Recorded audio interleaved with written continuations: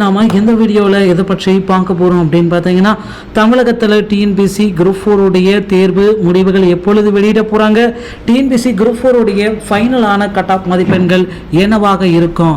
So இதை பற்றி தாங்க இந்த வீடியோவில் முழுமையான தகவலை நாம் இப்போ பார்க்க இருக்கோம்.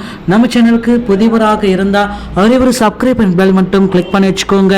நம்ம சேனலில் வர அப்டேட்ஸ் எல்லாமே மிஸ் பண்ணாமல் இருக்க இது மிகவும் அவசியங்க.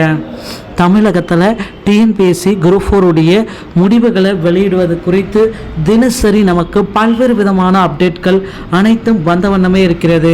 ஸோ அதன் அடிப்படையில் குரூப் 4 உடைய முடிவுகள் நமக்கு எப்போ சார் வெளியிட போகிறாங்க, மிக துல்லியமாக கணிக்கப்பட்ட ஒரு இறுதிக்கட்ட ஃபைனலான கட் ஆஃப் மதிப்பெண்களை நீங்கள் இப்போ பார்த்துட்ருக்கீங்க. அது மட்டுமே கிடையாது, குரூப் 4ல் வேக்கன்சிஸ் எல்லாமே மாற்றி அமைக்கப்பட்டதா சில அதிகாரிகள், உறுப்பு அதிகாரிகள் மட்டுமே தகவல் கொடுத்துருக்காங்க. டிஎன்பிசி எந்த விதமான டிக்ளரேஷனும் இன்னமும் நமக்கு வெளியிடலை. ஸோ உறுப்பு அதிகாரிகள் தகவல் கொடுத்ததுனால பார்த்தீங்கன்னா குரூப் 4 உடைய வேகன்சிஸ் இன்க்ரீஸ் ஆகுமா, இதை நாம் பார்த்தீங்கன்னா கடந்த டிசம்பர் மாதமே நம்ம எதிர்பார்த்துட்டோம். குரூப் 4 உடைய வேகன்சிஸ் இன்க்ரீஸ் பண்ணுறோன்ற அறிவிப்பு எல்லாமே. ஆனால் இது ஒன்றும் அஃபிஷியலான அப்டேட் ஒன்றும் எதுவுமே கொடுக்கல. ஸோ நம்ம கண்டிப்பாக பொறுத்து நம்ம பார்க்கலாம் குரூப் 4 உடைய வேகன்சிஸ் எந்த அளவுக்கு மாற்றப்படுது, எந்த அளவுக்கு வேகன்சிஸ் மாற்றத்தில் இருக்கப்பட்ட உண்மை என்ன, இதை பற்றி எல்லாமே பார்க்கலாம். ஸோ மிக துல்லியமாக கணிக்கப்பட்ட குரூப் 4 உடைய கட் ஆஃப் மதிப்பெண்கள். இந்த கட் ஆஃப் இருக்கிறவங்க விஏஓ ஆகலாம், ஜூனியர் அசிஸ்டன்ட் ஆகலாம், ஸ்டெனோடைபிஸ்ட் ஆகலாம், பில் கலெக்டர் ஆகலாம். இந்த பதவிகளுக்கு உங்களால் போக முடியும்.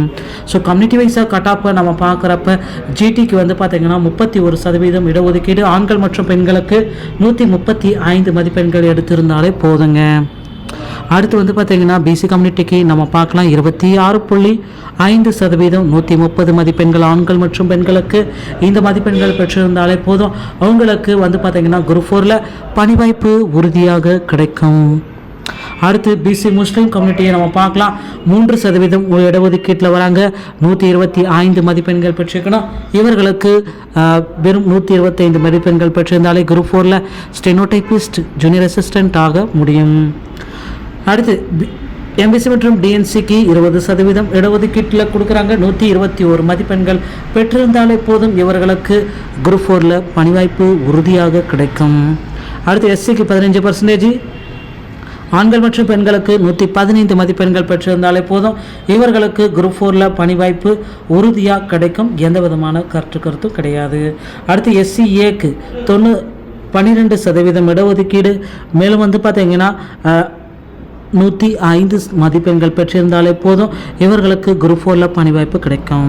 அடுத்து எஸ்டிக்கு 1% இடஒதுக்கீடு, 100 மதிப்பெண்கள் பெற்றிருந்தாலே போதும், இவர்களுக்கு பணி வாய்ப்பு உறுதியாக கிடைக்கும்.